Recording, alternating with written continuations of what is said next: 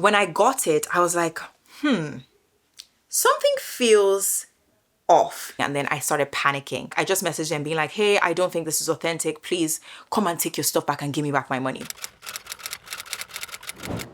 Hey guys, welcome back to the Power Closet, a space for perspectives where conversation meets style. If you're new here, hi, what's up? What's poppin', lockin', droppin', stoppin', rockin'? My name is Tumi. I make all sorts of videos from fashion, conversation, lifestyle, and everything in between. Why, hello people. It's so nice to speak to you guys again. If you're new here, please, it would mean the world to me if you subscribe to my YouTube channel. We are growing, going higher and higher. And because I'm even more chatty on like TikTok and Instagram, please also follow me there, because then you can get more like real time stuff of what it is that I'm doing and we can connect a bit more. So yep, that would mean the world. Now that we are done with formalities, I want to introduce you guys to today's video. I have a story to tell you. Did I buy a fake bag? There's like a whole story time that I can't wait to share with you guys. So let's just like jump right in, get your popcorn and get ready. So to kick off, I feel like you guys know, like without a shadow of doubt, that I love like my luxury items. If you scroll through my page, you will see pre-loved luxury, quiet luxury, everything about like high-end pieces. And another thing I really love is getting high-end pieces, quality pieces for a good price, because I mean, who doesn't? And one of the ways that I tend to do this is by shopping on like consignment websites or like websites that sell pre-loved luxury goods. So that is what I decided to do. Now, the item in question is actually the Bottega Veneta knot clutch.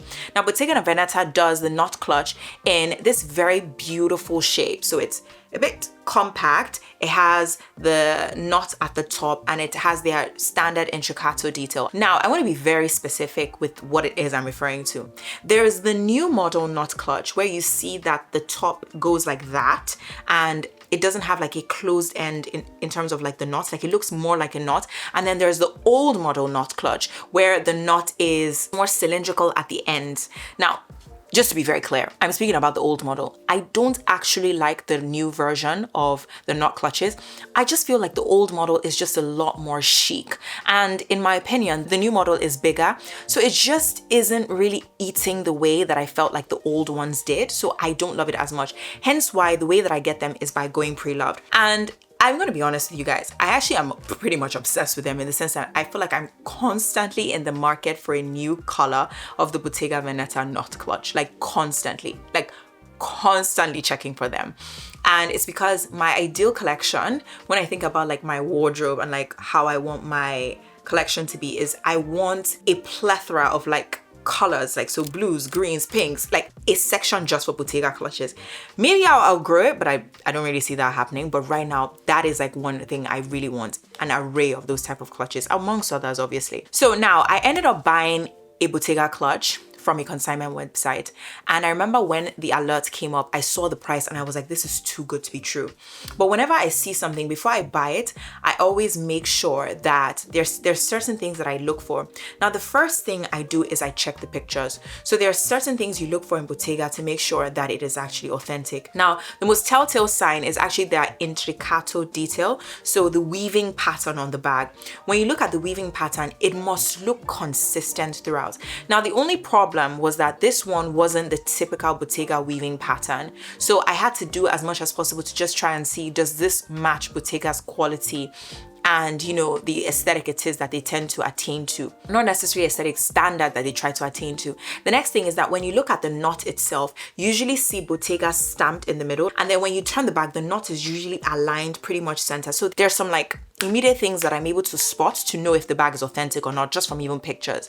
The next thing that I do when I'm looking at like a website or consignment store is I actually check the profile of the seller. So the seller itself, what else are they selling? If you're selling an authentic bag and you're selling fake shoes or selling other fake things, it's like, make it make sense. As a customer, if I'm looking for an authentic product and I see that some of the things that you sell are not authentic, it's not going to put credibility in me to want to purchase something. So I looked at all her stuff And she had like Joseph, she had Christian Louboutin, she had Dior, she had a lot of pieces, and they all had that same thing, a very low price. So I was like, this is probably someone who has a vast collection and is literally clearing out her closet and is putting everything for a really ridiculous price. And do you see me complaining? Absolutely not. I saw that and that gave me the confidence that I needed. I was like, okay, this looks very, very good.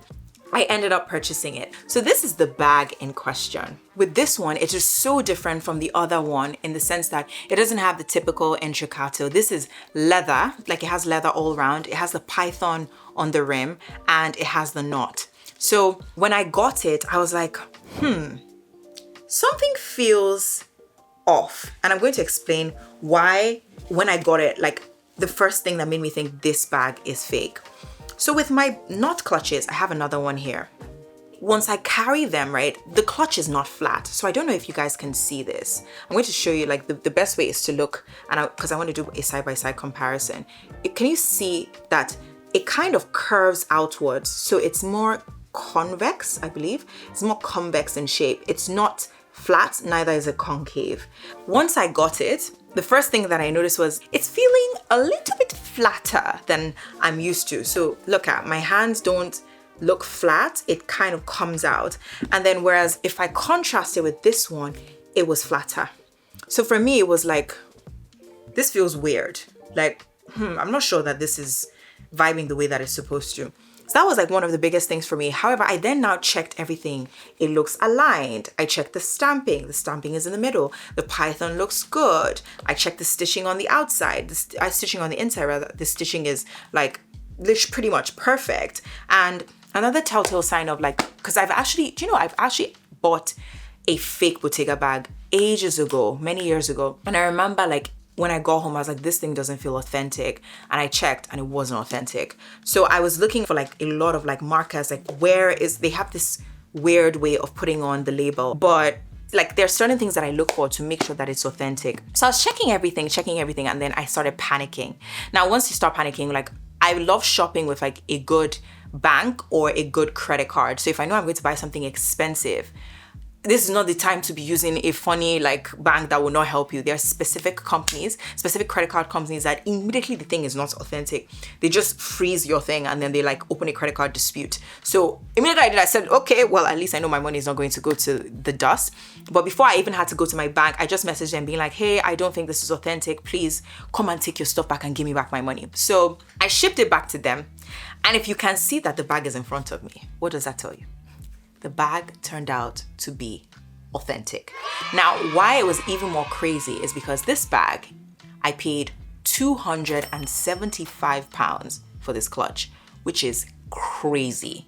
Now, a Bottega Veneta clutch, even on Vestiaire, like the good ones, usually run you around £600, £700. Now, to get this for $275 in black is just such a steal. And I'm very happy with it. Obviously, at first I threw a tantrum when I thought that it was not real. I thought it was a fake bag. But once they authenticated it and they were like, look, it meets all of Bottega's standards. It is authentic. I was like, oh, right.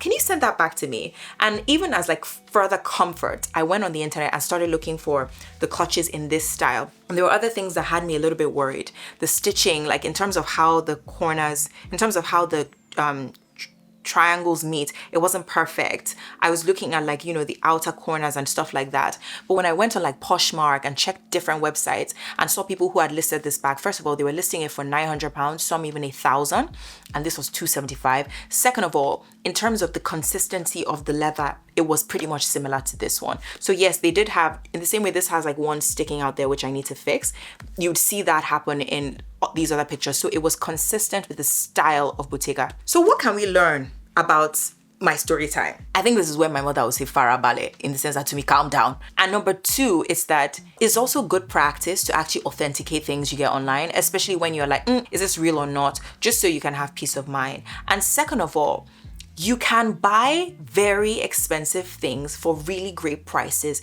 if you look. You don't always have to, because you don't always have to go and spend your 2,000, your 3,000, your 5,000. You can get great pieces for such good prices. You just have to be really good at looking.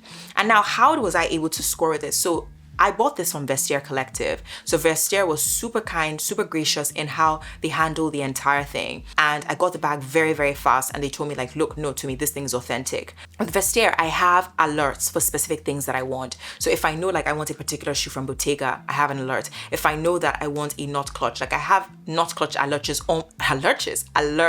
almost every single day. And at least it gives me right of first refusal. That's the way I like to see it, in the sense that I run quickly before anyone can see it. I'm like, okay, do I even want to put an offer? Do I want to buy this? And that increases my chances of me finding what I actually want. So that's a good tip. Like if you shop on places like Vestiaire, or I don't know what else it is, like maybe it's like the Real, Poshmark, whatever the case may be, put an alert up, or see if that's possible on that platform. Put an alert up. I definitely know you can on Vestiaire, and you'll be able to see like stunning things for really great prices. And yeah, I think that's pretty much it. I don't want this video to be too long, but I will do you guys a favor. I would check Vestiaire and maybe other websites that I am familiar with, and put a link of really good items in the description box.